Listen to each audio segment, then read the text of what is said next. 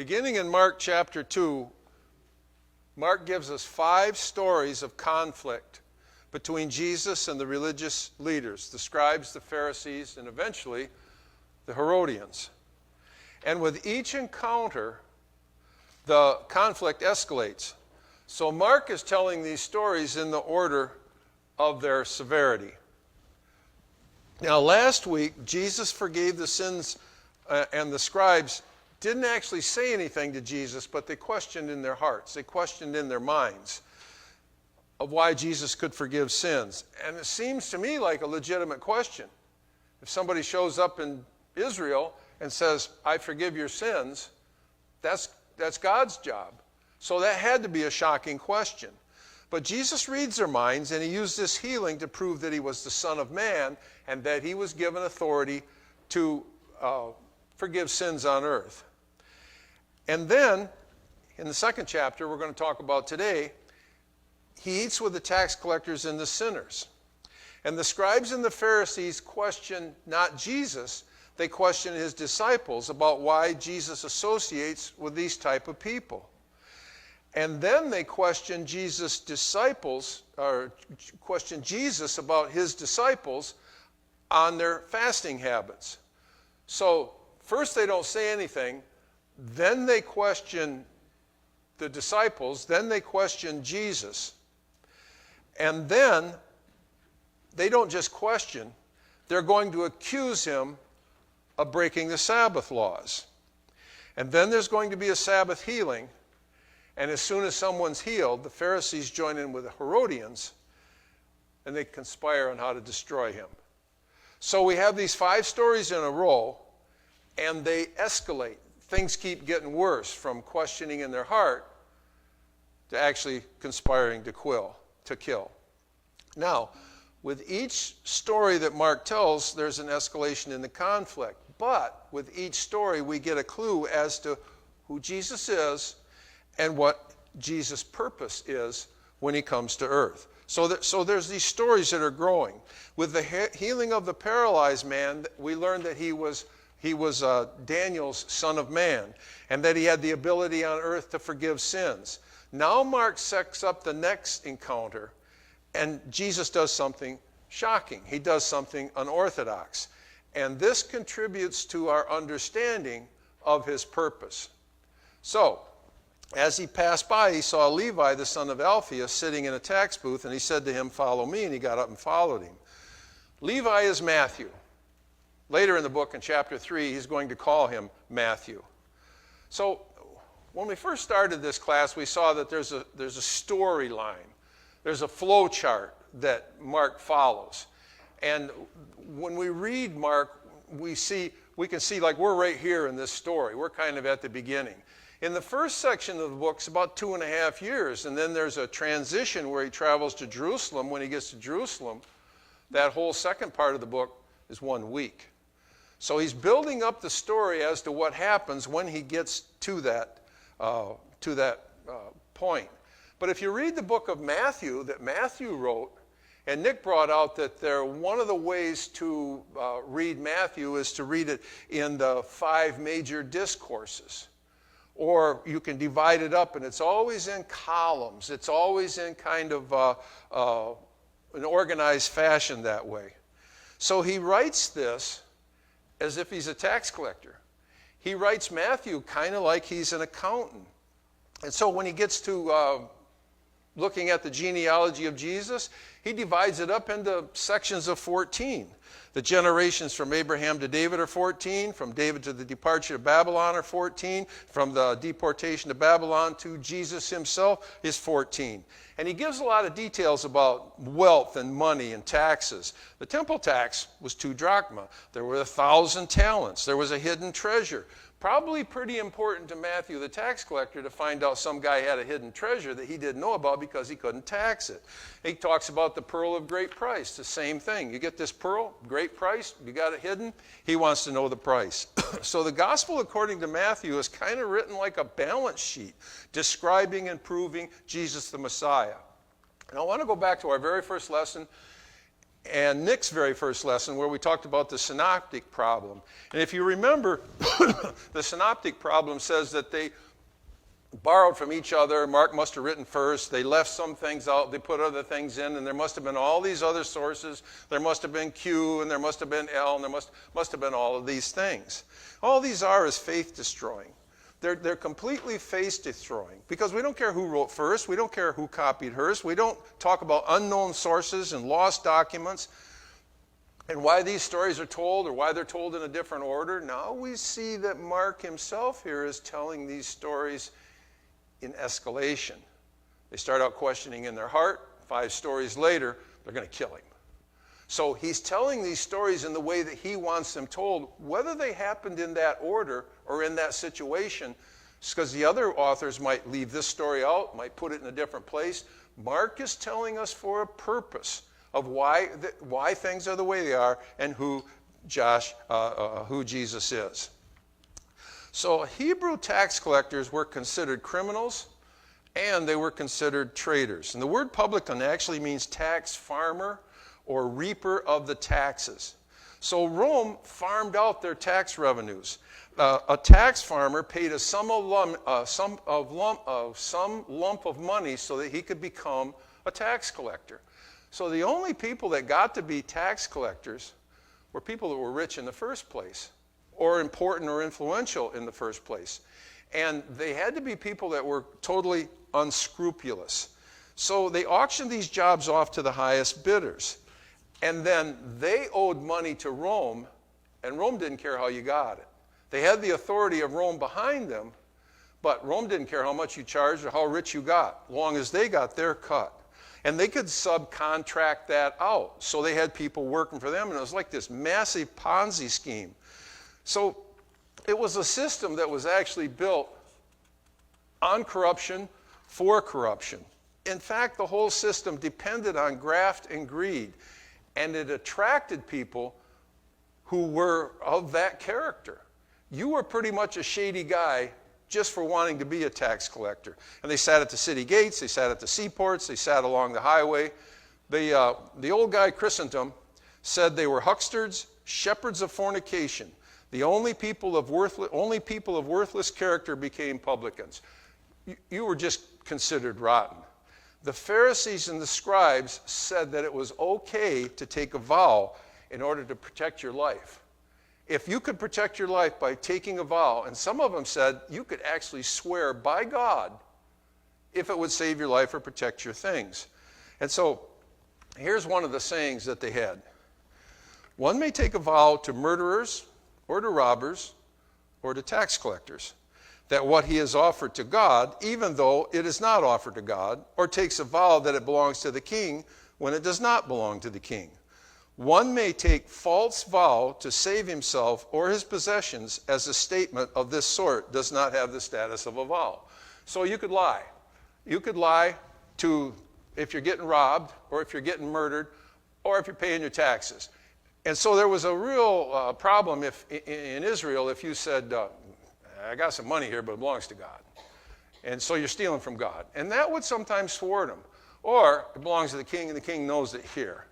So you could say that even though it wasn't true, and it didn't matter if you lied, as long as you were lying to the tax collector.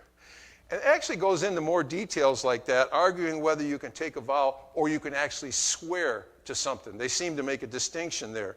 And so there were different rabbis that said different things. And so they would quote the different rabbis. And if you remember back at the beginning when Jesus taught, it said that Jesus taught as one with authority and not like the scribes. Because the scribes would teach this stuff. And so they would say, is it okay to lie? Is it okay to take a vow or to swear? Well, Rabbi so-and-so said that you can, and Rabbi so-and-so said that you can't. So when they got done, even though the scribes knew all this stuff, you didn't know what you could do. You didn't know they didn't teach with authority of their own. Jesus came along and said, no, don't lie.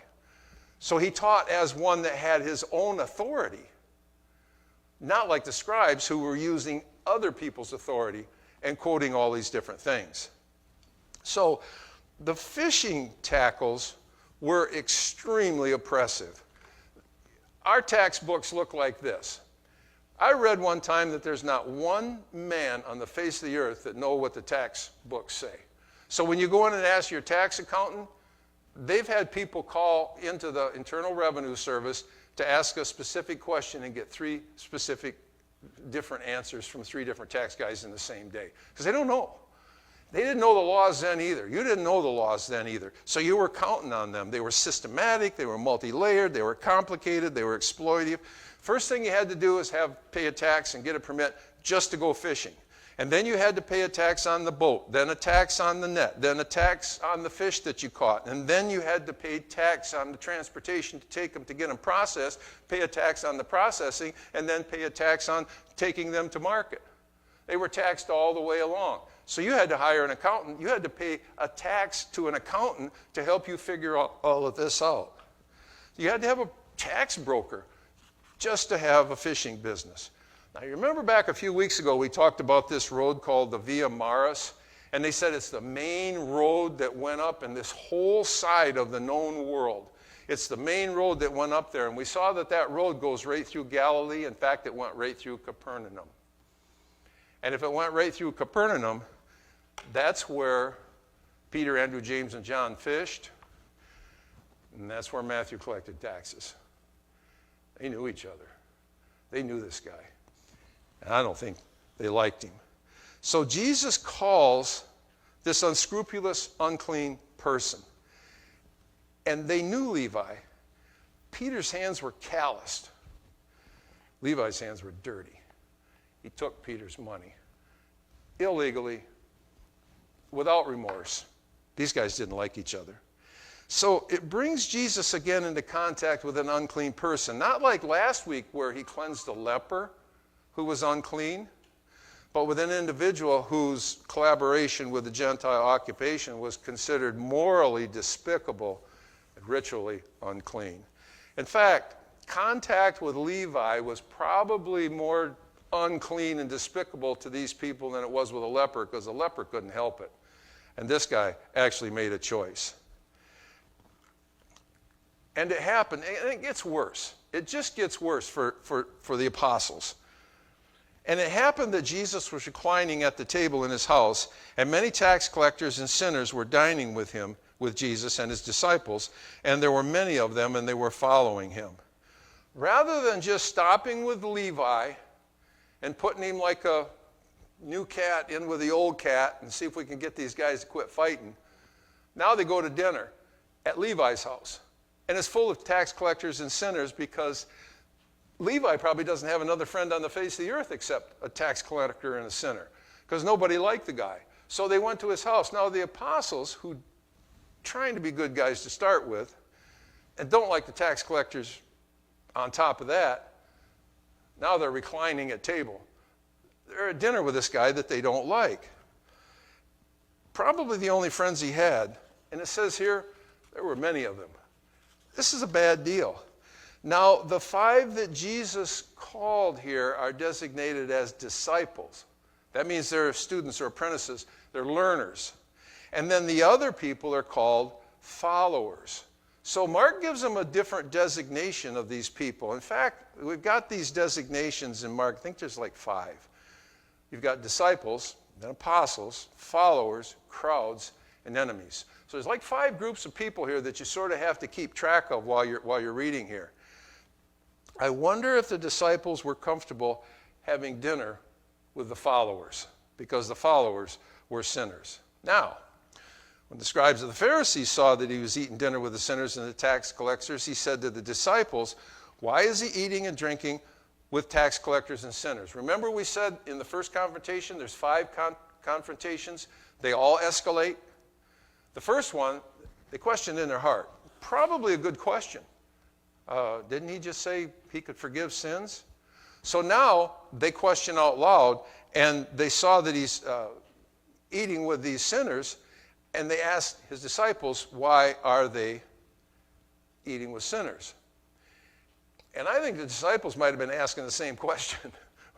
Why are we eating with these guys? They're new to this game too. Why are we sitting here eating with them?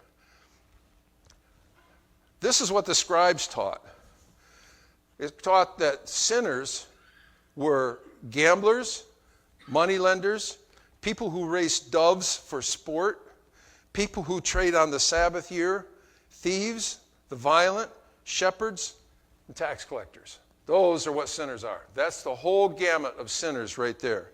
The scribes and the Pharisees were neither disciples nor followers. They were critics. They were enemies. And some of the translations say the scribes of the Pharisees, or the scribes that belonged to the Pharisees. So all scribes were Pharisees, but not all Pharisees were scribes. So you've got these Pharisees that are this whole group of religious people, and some of them were scribes. So the scribes were all Pharisees, but all the Pharisees weren't scribes. Scribes were like the elite Pharisees. Scribes were the most educated people in the land. They didn't eat with tax collectors. They didn't eat with sinners. They didn't ask Jesus. They asked his disciples. And the disciples don't answer, probably because they were asking the same question to themselves. I don't know why. I'm not going to answer that question because I'm not sure what we're doing. But Jesus heard the question. And hearing this, Jesus said to them, "It is not those who are healthy who need a physician, but those who are sick. I did not come to call the righteous, but the sinners." The fact that Jesus can be found in the company of people such as Levi reminds us the difference between his mission and the mission of the scribes and of the Pharisees. They came to enlighten, but not to redeem. Those two things interact. In order to redeem, you have to enlighten.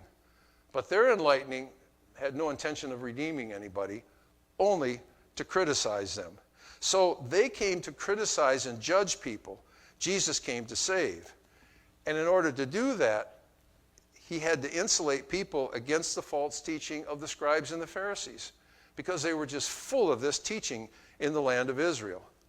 Knowing Jesus' mission, it's senseless for him to avoid tax collectors and sinners, because that's what he's here for, just like a doctor is here to heal the sick, to heal the sick. So the scribes and the Pharisees shunned the unrighteous. They condemned them. They avoided them. But in Mark, it says that Jesus reclined with them. The NIV actually says he had dinner with them, because they're explaining what the word reclined mean. You only reclined when you went in there to have dinner. And reclined, this having dinner, only occurs 4 times in Mark. Twice when he's with the sinners, and twice when he's with the sick. So Jesus, he doesn't recline in Mark with the self-righteous, only with the sinners. That brings us to a new confrontation. Not over morals and who you're with, but over rituals that the Pharisees and the scribes had made up. So John's disciples and the Pharisees were fasting, and they came and said to him, now they're talking to Jesus, "Why do John's disciples and the disciples of the Pharisees fast, but your disciples do not fast?" Now, the Bible never has a command to fast. They don't have a Bible verse in there to command. Now, on the Day of Atonement, there's a verse in there in Leviticus 16:29 that says that on the 7th month and on the 10th day of the month, you shall afflict yourselves. And the NIV there says you shall deny yourselves. So they pretty much think that that's a fast, that they don't eat. But there's not another place in the Bible that commands a specific time for a fast. Fasting in the Old Testament was more spontaneous. It was like a human response to a crisis, to mourning, or to repentance. So we have repentance in Joel 2. We have mourning in 2 Samuel and in Psalm 35. We have a fast for an intercession. We have a fast for seeking guidance. We have fast for a national crisis. And we have a fast for an encounter with God. But as far as the Bible coming out and say you need to fast, that's not there. It's not a direct commandment, but it depends on the situation, and it depends on what's going on. Biblical fasting is situational, and it's unregulated. It's not something that was commanded. Now, the rabbis have this fasting, and the Pharisees had systematized it. They'd legislated it. They'd ritualized it. They'd legalized it. They had it written down when you were supposed to fast and how long. So the rabbis take these scattered biblical examples, and instead of turning them into, here's how you should live, they got this ritual, religious system go. The Pharisees usually fasted on Mondays and Thursdays.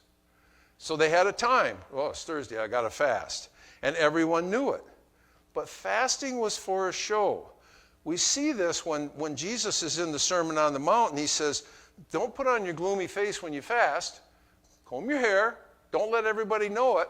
The fasting then is a personal thing with you, not something to show off and to be noticed by men. So Jesus' disciples were noticed for not being gloomy-faced on Mondays and Thursdays. And they were watching and critiquing. How close do you have to watch somebody to see if they ate for the last 5 hours? How close do you have to monitor somebody to keep up with whether or not they're eating? If you ate with the tax collectors and sinners every day, and there was lots of them, you're not fasting. You're eating pretty well. Now, if it were me, and they asked me why you're not fasting, I'd say, well, give me a book, chapter, and verse for why I'm supposed to fast. And Jesus doesn't do that. He doesn't go back and say, show me from the Bible rather than your sayings how to do that. He doesn't do that. But instead, Jesus teaches who he is, what he came to do, every time. So every time they break the Sabbath, in the different books of the New Testament, the different gospel accounts, every time they break the fast, Jesus got a different answer for them. And he's got a different answer for them because he's showing them how wrong they are, but he's also showing who he is and what his purpose is. So here's Jesus' answer. Here's Steve July's answer. Show me in the Bible where I'm supposed to fast on Tuesdays and Thursdays, and I'll do it. And that would have been the end of it with me. But Jesus said, while the bridegroom is with them, the attendants of the bridegroom cannot fast, can they? So long as they have the bridegroom with them, they cannot fast. So Jesus is drawing a contrast, and he's pointing them to something important. Fasting is never done in celebration. You don't want to fast at a wedding. The only times I've really seen fasting going on are at funeral homes, hospital rooms. You begin to watch the grieving people, and you watch them long enough there, and you realize these people haven't stopped to eat. And you'll see people going up and saying, hey, why don't you go get something to eat? No, I gotta stay here with the guests. No, let's go get something to eat. My daughter-in-law, Sarah, was in nurse training, and she was at a hospital one time, and there was she told me that one of her first encounters with this, that there was an old man sitting with his wife who was dying, and they'd been married for 65, 68 years. She came in the next day and realized that guy's still sitting there. So she wound up going down, and he hadn't had anything to eat. And it wasn't that he says, I think I'll fast today. It was in mourning, and we fast that way. And you begin to see that. The celebrations don't seem to last that long. Grief and sorrow seem to come and go forever. I've been to quite a few weddings where I didn't know anybody there. And so I'm not really here to celebrate anything. I mean, I'm glad they're getting married and people are all dressed up and everything, but I don't know any of them, not a one. And so I sat at one of these one time, and it was a big, fancy wedding.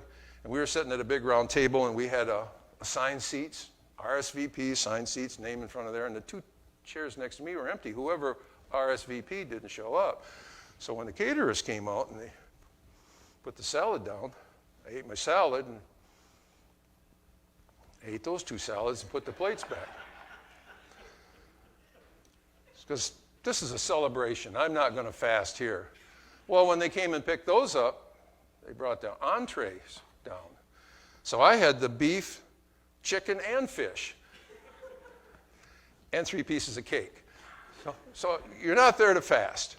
You're there to you're there to celebrate, and you're there to eat. And I did. So Jesus is here to celebrate, and that's what he's trying to point out here. At the end of the suffering servant passages, which we're quite familiar with, Jesus' suffering that goes on in Isaiah chapter 52 and 53, at the very end of that chapter, that section there, he says, he poured himself out to death. He was numbered with the transgressors, yet he bore the sin of many, and he interceded for the transgressors. This is sorrowful. Sometimes we stop right there, but immediately after that comes chapter 54, with shouts of joy. And there's a comparison between a husband and a wife. He said, fear not.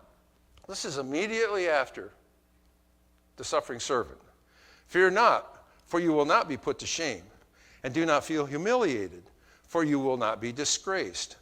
But you will forget the shame of your youth, and the reproach of your widowhood will remember no more. For your husband is your maker, whose name is the Lord of hosts, and your Redeemer is the Holy One of Israel, who is called the God of all the earth. Remember, this is the gospel of Jesus Christ, according to the prophet Isaiah. And he goes on. And he says, for the Lord has called you like a wife forsaken and grieved in spirit, and like the wife of one's youth when she is rejected, says your God. For a brief moment I forsook you, but with great compassion I will gather you. In an outburst of anger I hid my face from you for a moment, but with everlasting kindness I will have compassion on you, says the Lord, your Redeemer. So there's this husband-wife idea that's in Isaiah between God and his people. And right down toward the end of the book, it will no longer be said of you forsaken, nor to your land will any longer be said desolate, but you will be called, my delight is in her, and your land married. For the Lord delights in you, and to him your land will be married. For as a young man marries a virgin, so your sons will marry you. And as a bridegroom rejoices over the bride, so your God will rejoice over you. The bridegroom's here. There's no place for fasting. My disciples do not fast because they're here with the bridegroom. Mark is the gospel according to Isaiah. And when Jesus says the bridegroom is here, he's not merely saying, I'm like a groom. He's saying, I am the God's long-promised wedding feast, the restoration of his people, and it's happening in me. So Jesus is making a big statement here. And he's making another unmistakable claim to his deity. But he goes on. But the days will come when the bridegroom is taken away from them, and they will fast in that day. This is the first mention in the book of Mark of Jesus' death. This is the first time he brings it up. But we all know this also because Mark is writing the gospel according to Isaiah. And we read this passage in the suffering servant. By oppression and judgment, taken away. He's going to be taken away. And as for this generation who considered that he was cut off from the land of the living, that's dead. For the transgression of my people to whom the stroke was due, his grave was assigned with the wicked. Yet he was with a rich man in his death, because he has done no violence, nor was any deceit found in his mouth. So the suffering servant was going to die. The suffering servant was going to be the bridegroom who brings back the wife. And Jesus says, I'm that one. And I am going to die, and I'm going to go away. And then he gives two metaphors or two illustrations of this. No one sews a patch of unshrunk cloth on an old garment. Otherwise, the patch pulls away from it, and the new from the old, and the worst tear results. No one puts new wine into old wineskins. Otherwise, the wine will burst the skins, and the wine is lost, and the skins as well. But one puts new wine into fresh wineskins. When I was a kid, in grade school, they had iron-on patches. I don't know if anybody remembers that, but when you wore your blue jeans all out, they had these patches, and your mom would iron them out. I can still smell the glue. I can still smell the glue when you wore it. And eventually, the blue jeans would get soft and everything, and the patch stayed stiff, and it'd start pulling away like that. And pretty soon you got this, they'd rub together, and you sound like a one-man band going down the hall at school. You had these cheap tennis shoes on, and they were squeaking, and you got these patches rubbing, and corduroy pants on top of that. So it was, and you could tell who the rich kids were and who the poor kids were. And so we hid those worn-out jeans behind these patches till we hit like high school. Then all of a sudden, it was cost extra money to have the blue jeans with the holes in them. And so everybody's walking around with these frayed patches and everything, or frayed pants and everything, and I'm trying to get that glue off and make myself look normal, get rid of the patches. You put the patches on, they have to be shrunk, they have to match the material. You got to sew them on carefully. that has to be done. Same way with the wine. You take this new wine that's still fermenting, and you put it in this old stiff skin, and it's going to burst. So Jesus isn't here just to patch up what the Pharisees and the scribes did to their religion. In fact, what Jesus is doing is not even compatible with the system of the scribes and the Pharisees. The wedding marks a whole brand new relationship. And Jesus is bringing a whole brand new covenant. You can't just take some of the things these guys were doing and change a couple of them and have Christianity and have Jesus religion. It's all got to start all over again. And the church is eventually called the bride of Christ. So one of the differences between the Pharisees and Jesus is that Christianity begins with joy, and the Pharisees' religion began with a burden. So the religion of the scribes and the Pharisees cannot just be patched up. It can't be shrunk to fit the old one. A container's not going to hold it. It's going to tear open. And the rules and the regulations of the scribes and the Pharisees had to be eliminated because they cannot contain Jesus. And that brings us directly to the next confrontation. And this is a Sabbath confrontation. The Sabbath was a major thing in Israel. This is not a minor command. This is a major thing in the Bible. It's based in creation. God did it. God rested.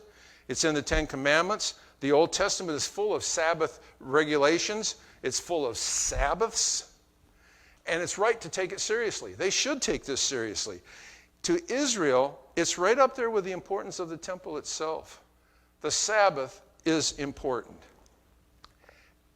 And as it happened, as they were passing through the grain fields on the Sabbath, and his disciples began to make their way along while picking heads of grain, the Pharisees were saying to him, "Look, why are they doing what is unlawful on the Sabbath?" And so you have to ask, what is it they're doing? They're out for a Sabbath stroll. There's nothing wrong with that. And they're eating the grain as they go along. And there's nothing wrong with that. In fact, Deuteronomy says, when you enter a neighbor's standing field, you may pluck the heads of with your hand, and you may not wield a sickle in your neighbor's standing grain. So when you go out there and there's some grain there, you can pluck it off and eat it, but you can't go out there and chop it down and haul it home. That's stealing. It's kind of like, I was watching that King of Queens show, and he's eating all the loose grapes. Do you remember that show there? And he goes, "What are you doing? You're stealing." He goes, "No, that's the loose grapes. They belong to everybody. It's in the Bible."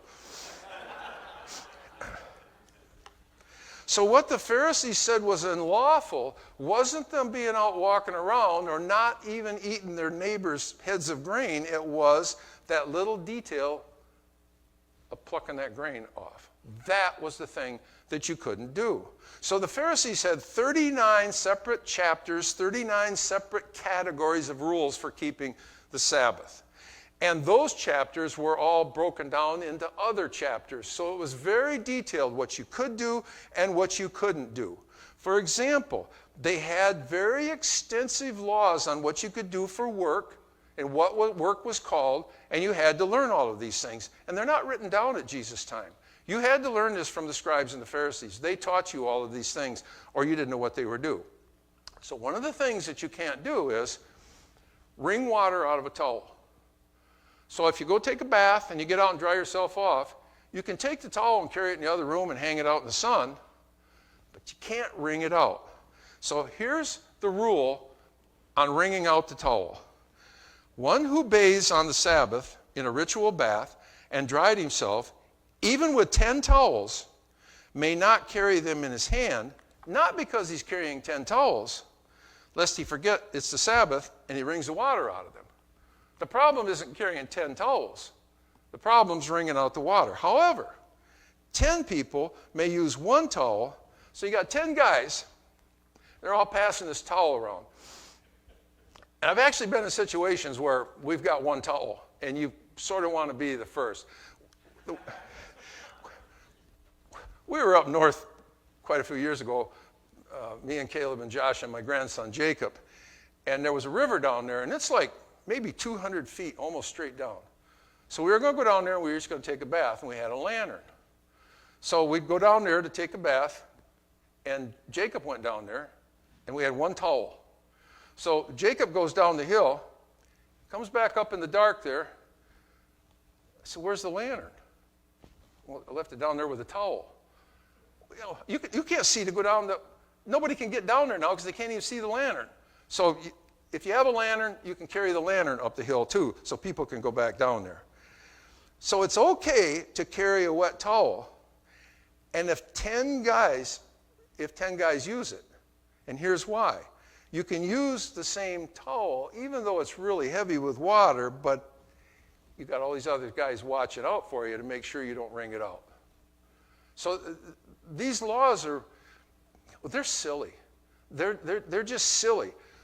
But these are the type of laws that they're attacking Jesus for. Here's another one. If your house catches on fire, you have some decisions to make on what you can carry out of the house. You can carry out of the house sacred scrolls. And if they're in a container, you can carry the container out with the sacred scrolls in them.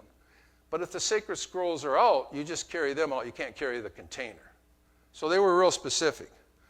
But here's what happens for carrying food out of the house during a fire. If it started at the beginning of the Sabbath, Friday night, you can take out food for 3 meals. If the fire started after you had already eaten breakfast, you can take out for 2 meals. If the fire starts after lunch, you can take out enough for 1 meal. So I've actually, and then it adds in there that Rabbi Yosai says, one may always rescue food for 3 meals, which is the measure of the sages permitted without distinguishing between the times of days. So when they said you can take out this much food before breakfast, this much after breakfast, unless you listen to this other rabbi, and he says you can take it out, doesn't matter what. So what do? You don't even know, because they're not teaching with authority. They're teaching as the scribes. Now, I've been in a house 5 times when there was a fire. And even I don't think about what's for lunch. When you got a fire going on in the house, you're thinking about putting it out or getting out of there. You're not thinking about taking anything out of that house. And so these guys are going, wait a minute, what did the scribes say we could take out of the house while it's bursting into flames? You see how silly these laws are? Reaping on the Sabbath was formally prohibited in the Mosaic law. You go back to Exodus chapter 34, it's prohibited to go out and work the fields on the Sabbath. But on the 39 categories of reaping on the Sabbath, they had this. They had sowing, plowing, reaping, binding, threshing, winnowing, selecting, grinding, sifting, kneading, and then baking when you get it done. So all of these categories then had subcategories on which ones you could do. What did the apostles of Jesus break? Well, first of all, they were reaping. Second of all, they were reaping wheat probably. You got to break that chaff off. You can't do that. So then they select out which pieces were there. They kind of sift through them, and then they blow the chaff away. They were winnowing. They're breaking 1, 2, 3, 4. Look how many laws they broke, because that's what the Sabbath wrote, when it had absolutely nothing of that kind to say. You weren't doing your regular work. You weren't out there sweating and chopping and dragging this stuff home. You were doing this. This was the work of cracking open the peanut and getting the peanut out. This kid is breaking the Sabbath because he's peeling this candy bar open. That's what this law was. That's the problem. Now, if they came up to me and they said, you guys are out there breaking the law of Moses, I would have said, you need to explain this to me. And I would have explained all that to them and shown them, no, they're not doing. This is what the law of Moses said. You've added this on. So in order to build a fence around the law, in order to protect them from breaking the law, they made these other laws. And then they made another fence outside of that fence in order to keep from breaking that law, to even getting close to it. Which sounds noble, but what winds up happening is they've had man-made laws, and now they're calling them God's laws and binding them on other people. And we had a class here a couple years ago on adding to and showing the damage that happens when usually we think we subtract from God's law, but adding to God's law really messes it up too. So it's important, I think, to see the argument that's going on here. And this argument is called a fortiori. Lawyers like to make Latin words so that the Jews actually had a word which was called kavakomar. It's the same thing, and it means from light to heavy. So if you got this light law, then and that's true, then the heavy law must mean the same thing. And I didn't learn that in Latin class, and I didn't learn that in law school. I learned it when I was studying the book of Hebrews, because Hebrews uses it all the time, talking about Jesus. For he has been counted worthy of more glory than Moses. Moses is great. Moses is great. He's the greatest, except for Jesus is greater. So just as the builder of a house has more honor than the house. Man, that's a nice house. You ever wonder who the guy was that built the house? He's worth more honor than the guy that had the house. So that's the argument, from light to heavy. Now, Moses was faithful in all his house as a servant, but Christ is greater than that because he's faithful as a son over the house. So Hebrews shows that there's a greater priesthood, there's a greater sacrifice, and we use that today. Does that child have a commercial pilot's license? He's not old enough to drive a car. You know, if he's not old enough to get an automobile license, he's not old enough to drive a commercial airline. And like you might tell the policeman, you know there's a law against texting and driving? I wasn't texting, I'm watching a movie. Do you realize that that's worse? That you're watching TV while you're going down the road? Years ago, before the internet, I was going down Miller Road, and it was really busy. Traffic, and I saw this car was doing this, coming at me like that. And when I went by, there was a guy driving with his knee with a full phone book, going like that. Had a suit on. He's going somewhere. He's looking for an address, and he's got the phone book going down the road. He wasn't texting anybody. He was looking something up in the phone book. Jesus used this all the time. Don't look for a speck in your neighbor's eye when you got a beam in your own eye. God watches out for the sparrows. He's certainly concerned for you. So that's the argument that Jesus is using here. When the Pharisees condemned Jesus' disciples for picking grains of wheat, Jesus goes straight to the heavy, light argument. Haven't you read that David, have you never read that what David did when he was in need and his companions became hungry? How he entered the house of God in the time of Abiathar, the high priest, and he ate the consecrated bread, which is not lawful for anyone except the priests, and he gave it to those who were with him. David went right into the tabernacle, ate the bread of the presence, right off the table of the showbread that was only meant for the priests to eat.